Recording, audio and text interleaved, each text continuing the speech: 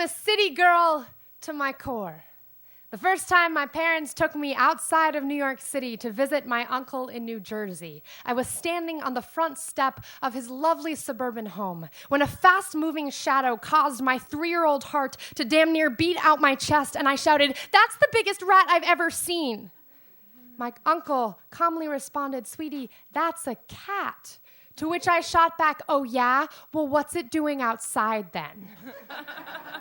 My parents realized there were some things you just couldn't learn in New York City, so every summer we migrated out to Montauk, Long Island, the easternmost point of New York State. My father only got 2 weeks off from work a year, so when August rolled around, we packed everything we could into the company van and followed that yellow spotted line of highway out until we couldn't go any farther. This is where I learned to swim, where I heard the word shit for the first time from a bunch of surfers down by the beach, how to ride a bike on rainy afternoons swerving around puddles, how to drive a car in the hardware store parking lot, how to kiss a boy with sand between my toes. Time goes to Montauk to take a break. It loosens its belt, takes a seat on the front porch next to my father and his Weber grill. It putters around the kitchen while my mother is kneading the dough of her homemade sourdough bread and chuckles when it catches her talking out loud to herself, telling no one in particular that we should roast peaches tonight. I'll bet oatmeal would be delicious tomorrow morning if we roasted some peaches tonight. Time stalls in Montauk. I am 7 years old. My little brother is 3. He splashes in the baby pool while I brave the full-length Olympic-sized one by myself. Chubby in my one piece, my thighs brush against each other as I tread water in the shallow end.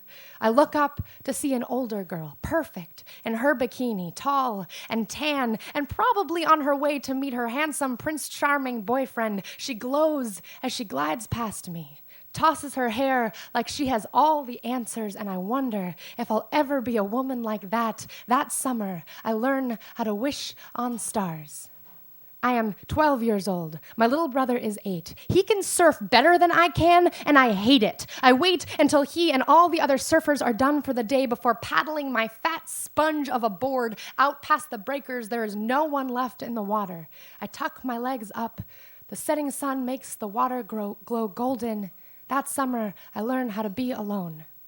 I'm 16. My little brother is 12 and at the beach. I am reading magazines on the couch when my mother appears in the living room holding her laptop, the only computer we have in the house. My little brother has downloaded his first porn video to the desktop, and she is trying to figure out what should be done about it.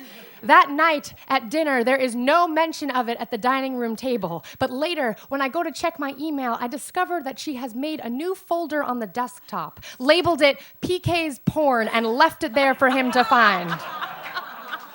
That summer, I learned how to love my parents. There are some things you cannot learn in New York City. There are some places where fishnets do not mean stockings, where the learning happens in between moments, like after a wave passes and you break the surface, gasping for air. I am 22. The landmarks are the same stretch of beach, same hardware store parking lot. Some of the names have changed. The pool hasn't. I make my way to the shallow end and wade in slow. In Montauk, I can take my time. I look up to see a little girl, chubby in her one piece, watching me as I walk into the water, her eyes as big as summer tomatoes and just as red from all the chlorine rubbing. I almost speak to her. But before I can, there's a splash behind me. A woman, well into her 50s, chubby in her one piece, has cannonballed into the deep end. She comes up coughing and flailing, water in her nose. She comes up laughing. The little girl giggles, and me, I am laughing too.